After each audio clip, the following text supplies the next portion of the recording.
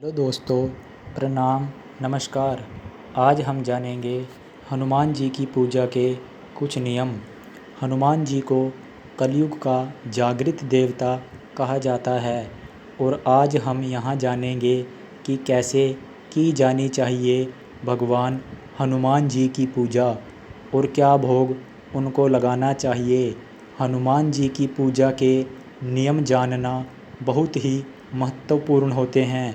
अगर आप हनुमान जी की पूजा करते हैं तो आपको इसका शुभ फल अवश्य ही प्राप्त होगा। तो चलिए जानते हैं कि कैसे करें भगवान हनुमान जी की पूजा। सबसे पहले मैं आपको बताना चाहता हूँ कि हनुमान जी की सेवा वह हर कोई कर सकता है। हनुमान जी की सेवा एक बच्चा भी कर सकता है, एक गृहस्थ व्यक्ति भी कर सकता है, एक बाल ब्रह्मचारी भी कर सकता है और महिलाएं भी कर सकती हैं। एक बहुत महत्वपूर्ण बात मैं आपको बताना चाहता हूँ कि वे महिलाएं जिनका 50 साल या 55 साल के बाद मासिक धर्म रुक जाता है, वे हनुमान जी की साधना करने में भी सक्षम होती हैं। अब जैसा कि आपने पूछा कि हनुमान जी बाल ब्रह्मचारी हैं, तो जी हाँ, हनुमान जी बाल ब्रह्मचारी हैं, पर ऐसा नहीं है कि आप गृहस्थ हैं और आप हनुमान जी की पूजा नहीं कर सकते। हनुमान जी की पूजा का जो सबसे पहला नियम है वह यह है कि आप एक ऐसे कमरे का चुनाव करें जहाँ पर गंदगी न हो, जहाँ पर किसी प्रकार का दूषित व्यक्ति न जाए। एक ऐसा कमरा जहाँ आप शुद्ध रूप से पूजा कर सकते हैं। जैसे मासिक धर्म के समय माता और बहनें उसमें प्रवेश न करें। वह कमरा बिल्कुल साफ़ सुथरा होना चाहिए। निरंतर उस जगह की, उस कमरे की सफाई होनी चाहिए। और सोने वाले कमरे में तो आप किसी भी देवी या देवता की पूजा न करें। फिर हनुमान जी की पूजा तो बहुत ही बड़ी बात है। अगर आप विवाहित हैं और जहां आप सोते हैं तो उस कमरे में न ही आप किसी देवी या देवता की जोत जलाएं, न ही वहां पूजा करें। अगर आप ऐसा करते हैं तो आपको इसका दोष लगता है। कई लोग ऐसा प्रश्न भी पूछते हैं कि हमारे पास तो एक ही कमरा है तो क्या करें। तो आप किसी कोने को चुनकर वहाँ मंदिर बनाएं, लेकिन उसे पर्दे से या लकड़ी के दरवाजे से ढक कर ज़रूर रखें और हनुमान मंदिर का मुख ऐसे रखें कि आपके पैर उनको न दिखें, आपका बिस्तर उनको न दिखे। अब एक प्रश्न और था कि क्या हनुमान जी की पूजा सिर्फ मंगलवार और शनिवार के दिन ही करनी चाहिए? तो ऐसा कुछ भी नहीं है। आप उनका पाठ हर दिन कर सकते हैं। मंगलवार और शनिवार हनुमान जी के विशेष दिन होते हैं। बाकी आप उनका पाठ कभी भी कर सकते हैं। हनुमान जी की सेवा में ब्रह्मचर्य का बहुत बड़ा महत्व होता है। ब्रह्मचर्य उस समय महत्व रखता है जब आप साधना करते हैं। अगर आप साधना नहीं करते लेकिन आप निरंतर हनुमान जी की जोत जलाते हैं, कोई पाठ करते हैं, तो उसमें ब्रह्मचर्य की आवश्यकता नहीं होती।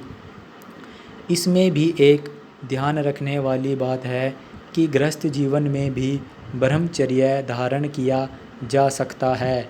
यह प्रश्न भी पूछा गया था कि गृहस्थ जीवन में भी ब्रह्मचर्य धारण किया जा सकता है क्या? तो इसका एक छोटा सा संकेत मैं आपको देना चाहता हूँ कि जो लोग भोग विलास में ज़्यादा डूबे होते हैं, जिनकी नई शादी होती है, तो उनके साथ ऐसा अधिकतर होता है। फिर वे कितने ही साधक क्यों न हों, कितने ही भक्त हों। तो जैसे आप सुबह पूजा करते हैं और शाम को पूजा करते हैं, तो सुबह और शाम के बीच आपको भोग विलास नहीं करना होता। ऐसे आप गृहस्थ होते हुए भी ब्रह्मचर्य का पालन कर सकते हैं। या कभी ऐसा ना हो कि भोग विलास करने के बाद आप पूजा करें।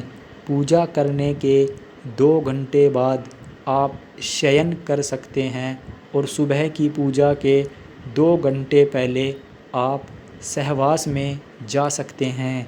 लेकिन इसके बाद आप नहा धोकर पवित्र हो जाएं। सहवास के तुरंत बाद आप पूजा न करें, क्योंकि ऐसे में आपके अंदर ऊर्जा की भी कमी होती है और साथ ही जो ब्रह्मचर्य चाहिए वह भी नहीं हो पाता। तो इस बात का आप ध्यान रखें। हनुमान जी की सेवा में ब्रह्मचर्य बहुत ज़रूरी होता है। बाकी तो स्वच्छ कपड़े पहनना, नहा धोकर पूजा करना, यह किसी भी देवी देवता की सेवा में बहुत ज़रूरी है।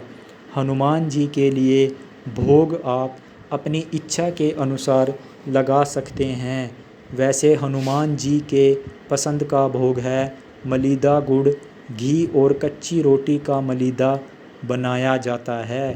या आप खीर पूड़ी का भोग भी लगा सकते हैं, या आप हलवा पूड़ी का भोग भी लगा सकते हैं।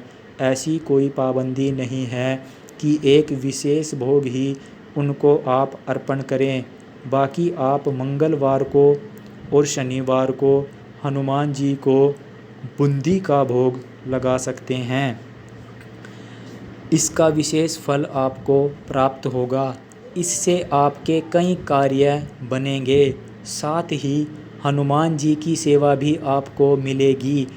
एक और चीज़ कि आप जिन भी इष्ट देव की सेवा करते हैं या घर पर आप जो सेवा करते हैं, तो आप उनके स्थान पर जाएं, यह भी ज़रूरी होता है।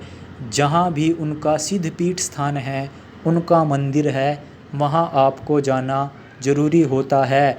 जैसे हनुमान जी का सिद्धपीठ स्थान है मेहंदीपुर बालाजी, तो इनके सिद्धपीठ स्थान पर ज़रूर जाएं, क्योंकि वहाँ से बहुत सारी शक्तियाँ जुड़ी होती हैं। जब आप वहाँ जाते हैं तो आपकी हाजिरी तो लगती ही है, साथ ही साथ उनकी कृपा भी आपको प्राप्त होती है। जब भी आपको समय मिले आप वहाँ जाएं, महीने में या साल भर में, ऐसे आपकी मनोकामना पूर्ण होगी। अगर आप हमारे पंडित जी से कोई सलाह चाहते हैं तो आप हमें कमेंट बॉक्स में बता सकते हैं, या आप हमें इंस्टाग्राम पर भी अपनी समस्या के बारे में बता सकते हैं, जिससे कि आपको आपकी परेशानी का उपाय हम बता सकें। इंस्टाग्राम की लिंक डिस्क्रिप्शन बॉक्स में दी हुई है। अगर आपको हमारे द्वारा बताई गई जानकारी पसंद आए तो आप हमारे चैनल को सब्सक्राइब ज़रूर करें, और भी नए वीडियो अपडेट पाने के लिए बेल बटन पर क्लिक करें, जिससे नए वीडियो का नोटिफिकेशन आपको मिल सके।